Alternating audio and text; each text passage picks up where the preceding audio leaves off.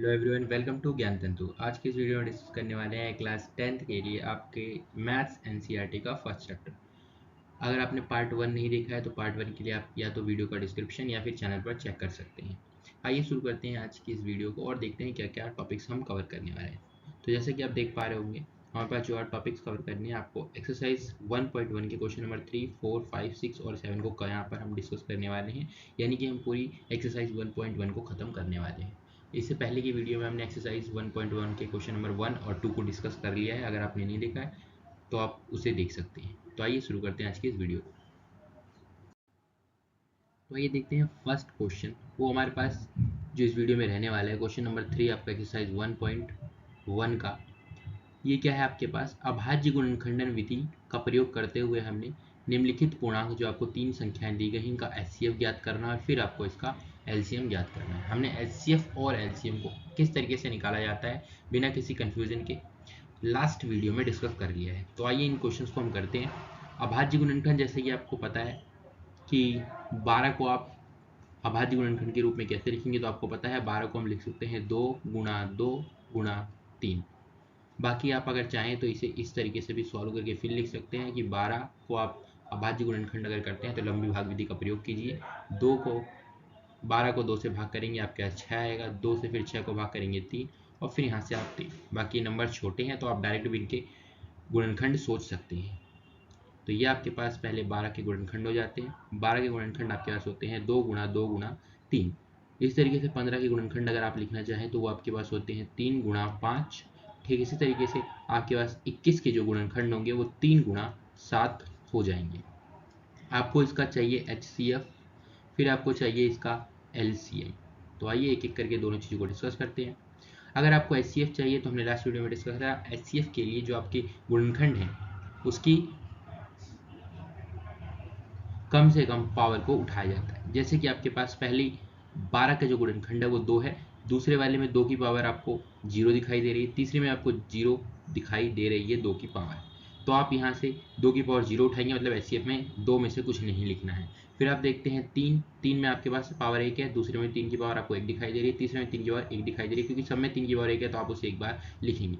5 की पावर आपकी पास पहले में 0 है, दूसरे में 1 है, तीसरे में फिर 0 है, तो आप एचसीएफ कर रहे हो तो आप कम वाली पावर उठाओगे। 5 की पावर 0 मतलब आपको कुछ लिखना नहीं है। ठीक इस तरीके से अगर आप तीसरे पार्ट की बात करते हो तो आपके पास 7 है। 7 जो है पहले और दूसरे में 7 की पावर 0 है तो आपको 7 की पावर 0 रखोगे, यानी कुछ नहीं लिखा। तो यहाँ से एचसीएफ जो आपके पास आता है वो आपके पास हो जाता है 3। आइए एलसीएम की बात करते हैं। एलसीएम के लिए आपने हर नंबर की बड़ी वाली पावर उठानी होती है। तो जैसे आप देख रहे हैं एलसीएम के लिए 12 के पास 2 की पावर 2 है और सब में 2 की पावर 0 है, तो यहाँ पे आपको बड़ी वाली पावर उठानी है 2 की पावर 2 गुणा में 3 की पावर सब में ही 1 है तो उसे आप एक बार लिखेंगे। 5 की सबसे बड़ी पावर तीनों में अगर आप देखते हो सिर्फ 5 की पावर 1 है तो आप उसे लिखेंगे। फिर आप देखते हैं 7 में भी आपके पास 7 की पावर 1 आ रही है तो उसे आप एक बार लिखेंगे। यहाँ से आपके पास 4 गुणा 3 गुणा 5 और गुणा में आपके पास 7 हो जाता है, जिसे अगर आप सॉल्व करते हैं तो आपके पास 4 तिया 12 हो जाता है। 12 गुणा अगर आप 5 करते हैं तो आपके पास हो जाता है 60, और 60 को अगर 7 से मल्टीप्लाई करते हैं तो आपके पास हो जाता है 420। आपके पास आंसर हो जाता है। तो यहाँ से आपके पास HCF3 आता है, एलसीएम अपने पास 420 आ जाता है। ठीक है, आई होप आपको एक पार्ट समझ में आया होगा। अब हम कर रहे हैं सेकेंड पार्ट को। तो सेकेंड पार्ट में आप देखते हैं पहली संख्या आपके पास 17 है, जिसे हम सिर्फ और सिर्फ 17 गुणा 1 के रूप में लिख सकते हैं। 17 गुणा 1 के रूप में लिख सकते हैं और इसका कोई गुणनखंड नहीं होता है। ठीक इस तरीके से अगर आप बात करते हैं 23 की तो उसका भी आपके पास 1 गुणा 23 हो जाएगा। ठीक इस तरीके से अगर आप बात करें 29 की तो वो भी 1 गुणा 29 हो जाता है। तो यहाँ से आपके पास जो HCF आता है वो आपके पास आ जाएगा 1, क्योंकि यहाँ पे अगर आप 1 देखते हो सब में 1 की पावर 1 है। आपको एचसीएफ के लिए छोटी वाली पावर उठानी है तो 1 की पावर 1 सब में ही, इसलिए आप 1 लिखेंगे। 17 की पावर पहले वाले में 1 है, दूसरे तीसरे में आप देखो 17 नहीं है, मतलब 17 की पावर 0 है, तो एचसीएफ के लिए आपको छोटी वाली पावर उठानी है। 17 की पावर 0 तो आप नहीं लिखोगे।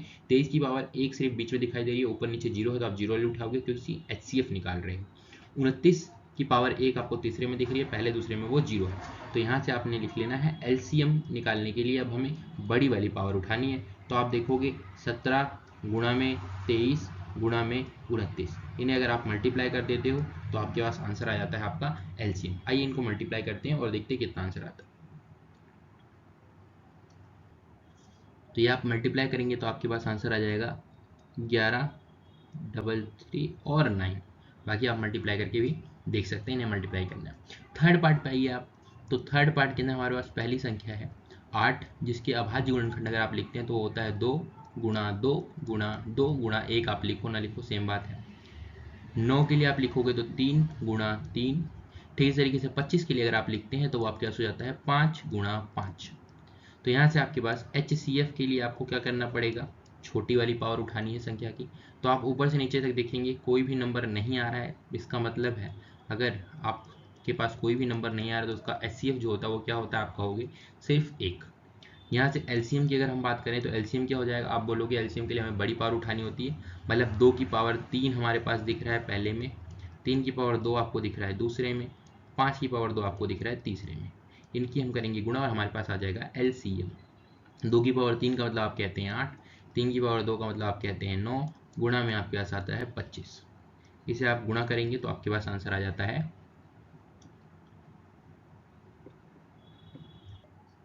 ये आपके पास आ जाता है 1800। तो आप यहाँ पे लिख लेंगे 1800। आई होप आपको इस स्लाइड के सारे क्वेश्चन क्लियर होंगे। आइए देखते हैं क्वेश्चन नंबर 4। आइए देखते हैं क्वेश्चन नंबर 4। क्वेश्चन नंबर 4 को अगर आप पढ़ते हैं तो क्वेश्चन नंबर 4 के लिए आपको HCF दिया गया है दो संख्याओं का 306 और 675 का, जो कि बराबर है 9। ठीक है, इन दो संख्याओं का HCF आपके पास 9, LCM आपको ज्ञात करना है। तो आपको अगर याद है तो आपने पिछली वीडियो के अंदर डिस्कस करा था कि जब भी आपके पास HCF LCM और दो नंबर का रिलेशन आता है, उन दो के बीच में संबंध आता है, तो आपने फॉर्मूला जो यूज़ करना होता है वो यूज़ करना होता है LCM AB का, मतलब दो नंबर्स का, गुणा में उसका HCF आप वापस लिखेंगे AB यानी दो नंबर्स का, वो हमेशा बराबर होता है उन दो संख्याओं के गुणनफल के। यानी कि आप यहाँ लिख सकते हैं फॉर्मूला, अगर आप पहले लिखना चाहते हैं तो आप लिख सकते हैं A गुणा बी, A गुणा बी। तो ये हमारे पास हो जाता है A गुणा बी, यानी हमारे पास LCM दिया गया है। आप बोलोगे नहीं, तो हम LCM को यहाँ पे ऐसे का ऐसे लिखेंगे। HCF हमें दिया गया है तो आप HCF के लिए यहाँ 9 लिखेंगे, और A गुणा बी यानी दो संख्याएं आपके पास है 306 गुणा 675। तो आपके पास LCM अगर निकालना है तो LCM को तो आप बराबर की एक तरफ अकेला छोड़कर दूसरी तरफ 306 गुणा 675 करेंगे, क्योंकि 9 बराबर की एक तरफ गुणा हो रहा था तो इस तरफ आप लाके उसे करेंगे भाग। यहाँ से आप देख लीजिए जो चीज़ें कैंसिल हो सकती है उन्हें कैंसिल कीजिए। अगर आप 9 के पहाड़े से काटना चाहते हैं 306 को, कैंसिल करना चाहते हैं 306 को, आप ट्राई करके देखिए, अगर कट जाता है तो ठीक है, अदरवाइज आप 3 से काट कर देख सकते हैं, 3 से डिवाइड करके देख सकते हैं। तो 9 एकम आपके पास 9 हो जाता है। इसके अलावा आपके पास 9 तिया 27 हो जाता है, जिसमें से आपके पास जो हासिल 3 बचता है वो आगे जाके अगले नंबर को 36 बनाता है, यानी 4 बार आपका ये संख्या कट जाएगी।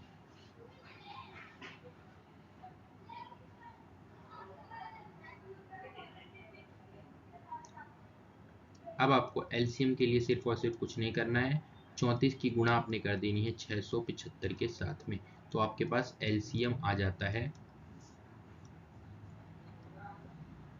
मल्टीप्लाई करके देखेंगे, अब इन्हें आपस में मल्टीप्लाई करते हैं तो आपके पास जो आंसर आता है वो आ जाता है 22, 33 और 8। तो आपने हमेशा ध्यान रखना है जब कभी भी आपको HCF, LCM और दो नंबर दिए जाएं और इनमें से कोई भी तीन चीज़ें आपको नहीं पता है तो आप इस फॉर्मूले का यूज़ कर सकते हैं। HCF गुणा LCM बराबर होता है दो संख्याओं के गुणनफल के बराबर। तो ये फॉर्मूला आपके लिए इंपॉर्टेंट रहने वाला है। इस चैप्टर के अंदर आपको ये अकेला सिंगल फॉर्मूला मिलने वाला है। आइए देखते हैं क्वेश्चन नंबर 5 को। आई होप ये वाला क्वेश्चन आपको क्लियर होगा, ये आपके पास आंसर रहने वाला है। बाकी आप कुछ चीज़ों को चाहें तो लिख सकते हैं, जैसे अगर आप HCF लिखना चाहें, यहाँ पर दी हुई चीज़ें लिखना चाहें तो HCF आपके पास आ जाता है 9। LCM आपको नहीं पता है तो LCM आपने निकालना है। ठीक इस तरीके से A पहला नंबर आपको दिया गया है 306, दूसरा नंबर आपको दिया गया है 657। तो चलिए देखते हैं नेक्स्ट क्वेश्चन को। आप ये सीखते क्वेश्चन नंबर 5 को। क्वेश्चन नंबर 5 आप पढ़ेंगे तो आपको पता चलेगा कि क्वेश्चन नंबर 5 में हमें क्या कह रहा है कि जांच कीजिए, हमें चेक करना है कि किसी प्राकृत संख्या n के लिए संख्या 6 की पावर n अंक 0 पर समाप्त होती है नहीं। अगर आपने लास्ट वीडियो देखी है तो लास्ट वीडियो में हमने डिस्कस करा था कोई भी संख्या जैसे कि 10 है, जैसे कि 20 है, जैसे कि 30 है, ठीक है, कोई भी संख्या जो कि 0 पे समाप्त होती है, तो हमने देखा था उसके गुणनखंड में कुछ चीज़ें कॉमन आ रही थी, कुछ चीज़ें सामान्य थी। अगर आप 10 देखते हैं तो इसके गुणनखंड हम लिखते हैं 2 गुणा 5। 20 देखते हैं तो इसके गुणनखंड को हम लिखते हैं 2 गुणा 2 गुणा 5। 30 अगर आप देखते हैं तो उसको हम लिखते हैं 2 गुणा 3 गुणा 5। तो अगर आप देख पा रहे हैं, आप नोटिस कर पा रहे हैं, तो सभी के अंदर ही एक चीज़ बहुत ज़्यादा कॉमन आ रही है कि हर एक संख्या जो कि 0 पे समाप्त हो रही है उसका आपके पास एक गुणनखंड तो 2 दिखाई दे रहा है हर बार, और एक गुणनखंड हमें हर बार क्या दिखाई दे रहा है, आप बोलोगे हर बार हमें 5 दिखाई दे रहा है। यानी कोई भी संख्या जो कि 0 पर समाप्त होती है उसके दो गुणनखंड 2 और 5 तो होने ही चाहिए। ठीक है, तो हम बस 6 की पावर n की गुणनखंड करेंगे और देखेंगे अगर उसमें 2 और 5 आ रहे हैं तो हम कहेंगे कि n के लिए ऐसा मान संभव है, वरना हम कहेंगे n के लिए ऐसा कोई मान संभव नहीं है। तो आइए देखते हैं क्वेश्चन के अंदर आपको एक संख्या दी गई है 6 की पावर n। इसके आप गुणनखंड करेंगे तो आप कहेंगे 6 की पावर n मतलब 2 गुणा 3 आप कहेंगे, इस पूरे की पावर n है। इसके बाद आप क्या कहोगे, क्योंकि यहाँ पे जो गुणनखंड है 6 की पावर n के वो सिर्फ 2 है और 5 नहीं है, तो आप क्या कह सकते हैं कि क्योंकि इस 6 की पावर n जो संख्या है इसका एक गुणनखंड 5 नहीं है, इसलिए ये संख्या 0 पर समाप्त नहीं हो सकती है। तो मैं रीजन लिख देता हूँ, आप यहाँ से नोट कर सकते हैं, बाकी क्वेश्चन में आई होप आपको समझ में आ गया होगा। ये आपका रीजन रहने वाला, आप रीजन नोट कर सकते हैं। तो यहाँ पे आप रीजन कहते हैं कि क्योंकि ऐसा कोई 6 की पावर n जो संख्या है वो n इज इक्वल टू 0 पर समाप्त नहीं हो सकती, यानी n का कोई ऐसा मान नहीं हो सकता है जहाँ पर ये पूरी संख्या 6 की पावर n 0 पर समाप्त हो रही होगी, क्योंकि अभी हमने देखा कि ऐसी कोई भी संख्या जो 0 पर समाप्त होती है उसके दो गुणनखंड 2 और 5 हमेशा फिक्स रहते हैं, निश्चित रहते हैं। आइए क्वेश्चन नंबर 6 देखते हैं। क्वेश्चन नंबर 6 को करने के हमारे पास दो मेथड है, दो तरीके हैं, आप उनमें से कोई सा भी यूज कर सकते हैं। क्वेश्चन आपसे कहता है कि आपको दो संख्याएं दी हैं जिनको कंप्लीट संख्या न लिख करके गुणा और प्लस के फॉर्म में तोड़ा गया है। तो यहाँ पे हमें बताना है कि ये दो संख्याएं आपके पास भाज्य संख्याएं क्यों हैं। ठीक है, तो हमें ये बताना है कि ये संख्याएं भाज्य संख्याएं क्यों हैं। तो आइए देखते हैं। सबसे पहले जो सिंपल चीज़ आपको समझ में आ रही होगी, जो मेथड आप एक लगा सकते हो जिसमें ज़्यादा कुछ सोचना नहीं है, तो आप क्या कर सकते हैं यहाँ पे मेथड 1 के अंदर कि ये संख्याएं आपको आपस में गुणा होती हुई दिखाई दे रही हैं, आप बोलेंगे हाँ, तो इन संख्याओं को आप आपस में कर दीजिए गुणा। तो अगर मैंने इन संख्याओं को आपस में गुणा कर दिया तो आपके पास जो आंसर आता है वो आ जाता है 101 101। साथ में आगे आप इसमें प्लस करेंगे 13, क्योंकि आगे आपको देखोगे तो प्लस 13 लिखा हुआ है। तो अगर आप 13 प्लस करते हैं तो संख्या आपके पास आ जाती है 1014। 1014 के अगर आप गुणनखंड कर लेते हैं, क्योंकि आप क्या कहेंगे भाज्य संख्या कोई संख्या क्यों होती है, क्योंकि उसके दो से ज़्यादा गुणनखंड होते हैं। तो आप जब दिखाएंगे कि इस संख्या के दो से अधिक गुणनखंड हैं तभी तो आप कहेंगे कि ये संख्या जो है वो भाज्य संख्या। तो हम क्या करेंगे, 1014 के करेंगे गुणनखंड। तो आप अगर 1014 के गुणनखंड करते हैं तो आपके पास आ जाता है 2 गुणा 3 और गुणा में 13 की घात 2। तो यहाँ से आपको दिख रहा है क्योंकि 1014 के आपके पास दो से अधिक गुणनखंड आ रहे हैं, एक तो होगा ही, एक तो सभी का गुणनखंड है, 2 है, 3 है और 13 भी आपके पास, तो टोटल 4 संख्याएं हो गई जो कि 1014 के गुणनखंड हैं। इसका मतलब है क्योंकि आपके पास 1014 के दो से अधिक गुणनखंड निकल रहे हैं, तो इसलिए आप कहोगे ये जो संख्या है वो क्या कहलाएगी, आपके पास ये पूरी की पूरी संख्या आपके पास क्या कहलाएगी, आप बोलोगे पूरी की पूरी जो संख्या होगी वो एक भाज्य संख्या होगी। आइए इसी का पार्ट सेकंड भी फर्स्ट मेथड से करते हैं, फिर आपको एक मैं सेकंड मेथड भी बताता हूँ, आप कॉमन लेके किस तरीके से सॉल्व कर सकते हैं।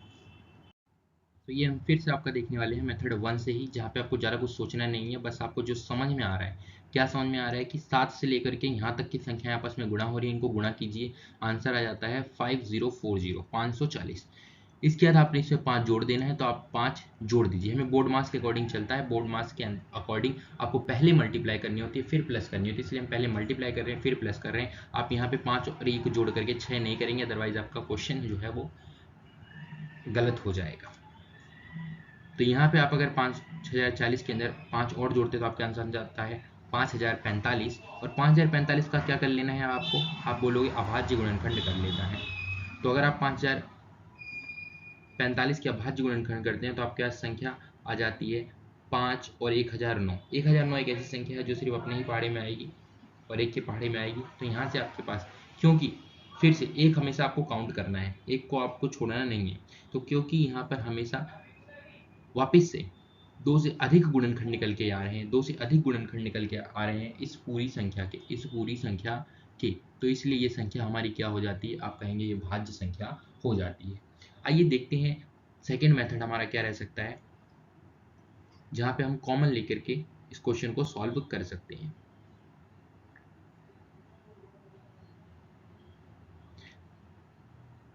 अगर आपको किसी को भी ये नंबर्स पता करने में दिक्कत होती है किस संख्या से भाग करना है, तो उसके लिए हमने लास्ट वीडियो में भी डिस्कस करा था, फिर भी मैं एक बार आपको बता देता हूँ कि कोई भी संख्या जिसके एंड में आपको 0, 2, 4, 6 दिखता है, ये आपको पता ही होगा, 8 दिखता है, उसे आप 2 से भाग करने की कोशिश कीजिए, 2 से भाग होगा वो। दूसरा, अगर अंकों का योग, मान लीजिए हमारे पास एक संख्या दी गई है 3, 4 और 5। अगर मुझे चेक करना है क्या ये संख्या 3 से विभाज्य है, तो आपको क्या करना है, अंकों का योग कर देना है। अगर अंकों का योग जो है 5 और 4 आप कहोगे 9, 3, 12 हो जाते हैं। अगर उनका योग 3 से भाग होता है तो ये पूरी संख्या भी 3 से भाग हो जाएगी।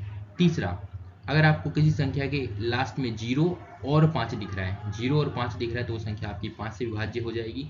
और अगर इसके अलावा आपके पास 5 से विभाज्य नहीं होता है, तो फिर आपने 7 से विभाज्य करके देखना है, फिर आपने 11 से करके देखना है, फिर आप 13 से करेंगे, फिर आप 17 से करेंगे, फिर आप इसे 19 से करेंगे, फिर आप इसे 23 से, फिर आप 29 से करेंगे, फिर आप 31 से करेंगे।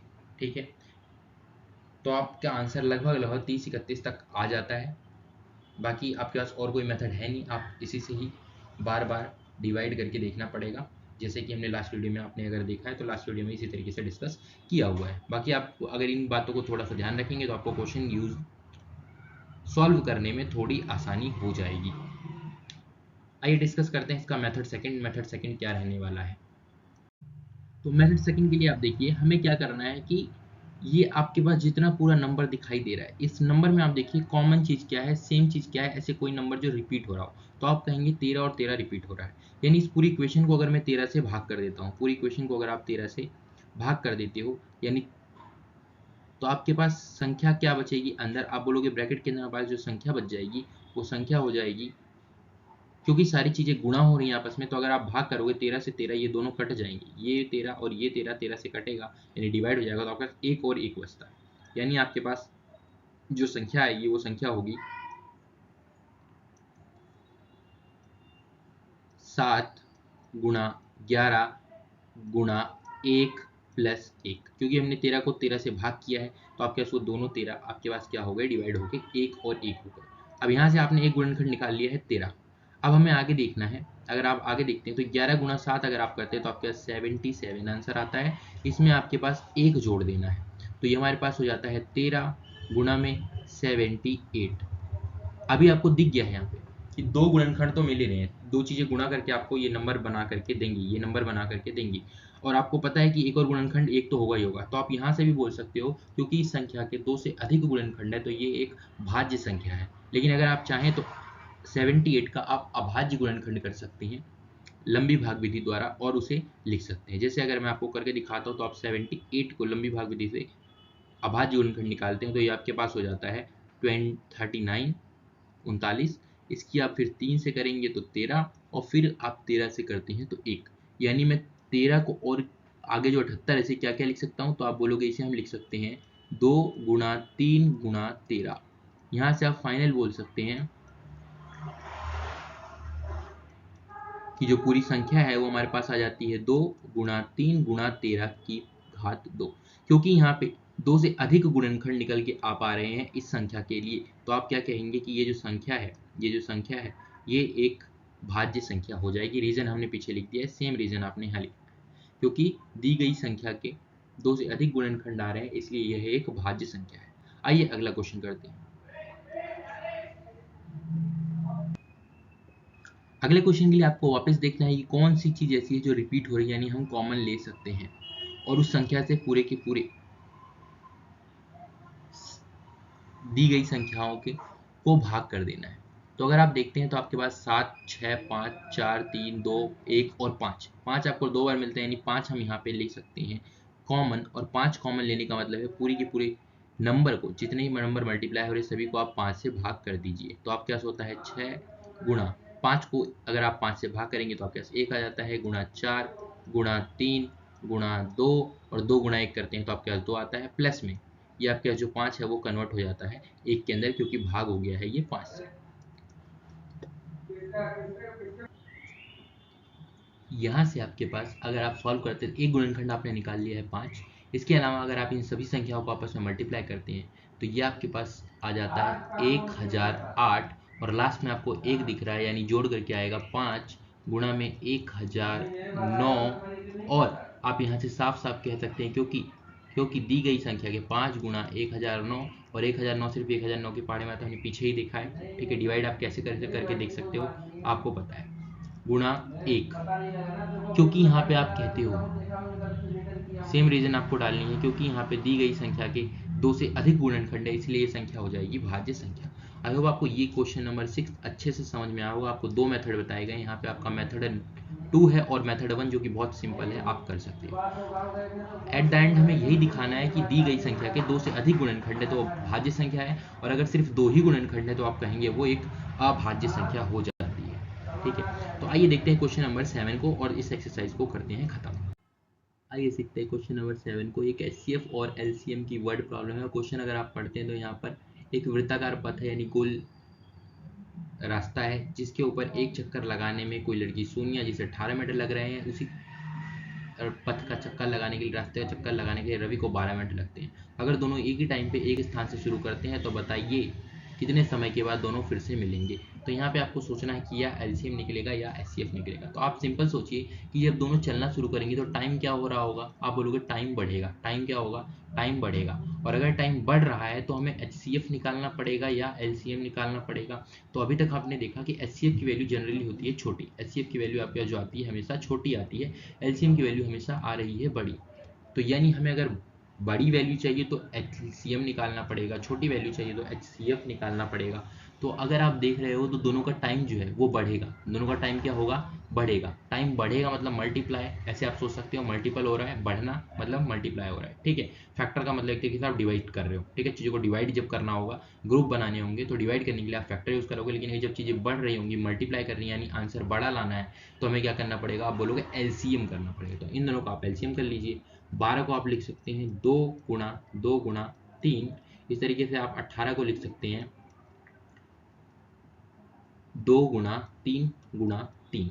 यहाँ से आप अगर निकालने जाते हैं एलसीएम तो उसके लिए आपको बड़ी वाली घात उठा लेनी है, तो 2 की पावर 2 आ जाती है, 3 की पावर 2 आ जाती है, तो 4 गुणा में 9 आपके पास वैल्यू आ जाती है 36। अब ये 36 जो यूनिट आपकी पहले थी, यानी जो यहाँ पे आपको इकाई दी गई थी जिसमें चीज़ों को नापा जा रहा था, वही यूनिट अभी भी आपकी रहेगी। तो ये 36 आपके पास क्या हो जाएंगे, आप बोलोगे मिनट हो जाएंगे, ठीक है। अगर आपको ये क्वेश्चन समझ में आया होगा, और कब एलसीएम एचसीएफ यूज़ करना है ये भी आपको समझ में आया। जब भी चीज़ें डिवाइड कर रही है यानी छोटी हो रही होंगी तो आपने एचसीएफ निकाल लेना है उन वैल्यूज़ का। जब कभी आपको चीज़ों को बढ़ाना हो, चीज़ें बढ़ रही हो, तो आप उसका क्या निकाल लेंगे, एलसीएम निकाल लेंगे। आई होप आपको सारे क्वेश्चंस क्लियर हुए होंगे। इस तरीके से आपको एक्सरसाइज 1.2 और बचे हुए एग्जाम्पल भी इस चैप्टर के मिलने वाले हैं। तो आप चैनल को सब्सक्राइब कर सकते हैं, वीडियो पसंद आई तो लाइक कर सकते हैं। मिलते हैं किसी और वीडियो में। Till then keep study and keep shining.